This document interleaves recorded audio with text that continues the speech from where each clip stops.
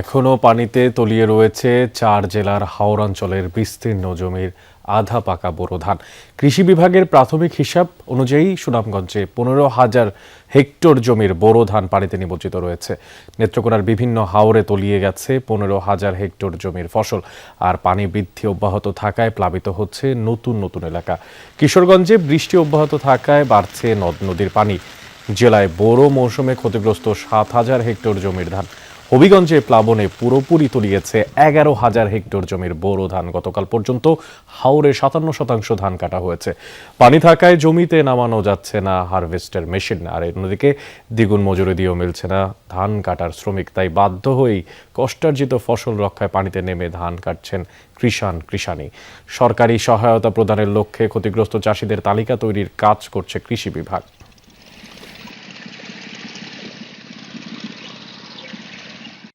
ধান তো নদীতে বাসায় জলে লয়ে গেছে গা।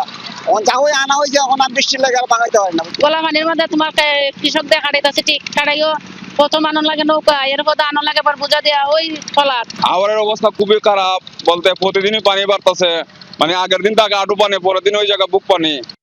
এই বিষয়ে আরও বিস্তারিত খবরের জন্য আমরা সুনামগঞ্জ এবং নেত্রকোনা থেকে আমাদের সহকর্মীদের সঙ্গে যুক্ত হবে। তবে শুরুতেই সুনামগঞ্জে চলে যেতে চাই।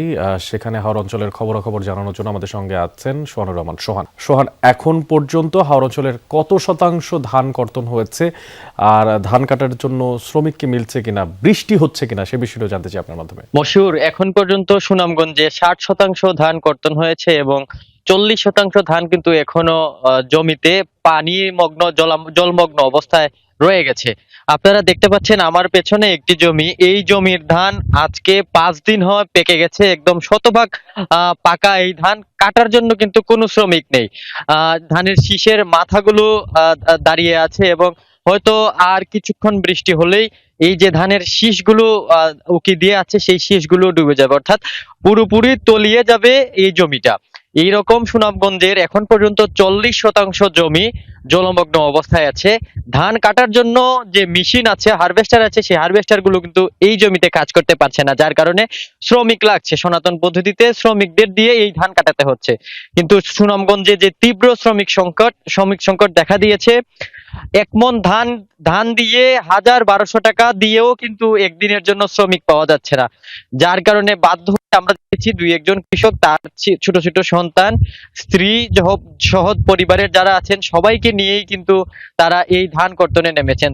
সুনামগঞ্জের কৃষকদের জন্য কিন্তু আগামী ৭ দিন খুব একটা স্বস্তির খবর নেই, কারণ পানি উন্নয়ন বোর্ড জানিয়েছে আগামী ৭ দিন সুনামগঞ্জে ভারী থেকে অতি ভারী বৃষ্টিপাত হবে। এবং যদি এই ভারী থেকে অতি ভারী বৃষ্টিপাত হয় তাহলে যে ৬০% ধান কাটা হয়েছে সেই ৬০% ধানের ধান নষ্ট হয়ে যাবে চারা গজিয়ে, এবং যে ৪০% সোহান, আপনাকে আমাদের সঙ্গে যুক্ত থাকার জন্য। এবার একটু নেত্রকোনার দিকে তাকাতে চাই। সেখানে আমাদের সঙ্গে সহকর্মী কামাল হোসেন যুক্ত হয়েছেন।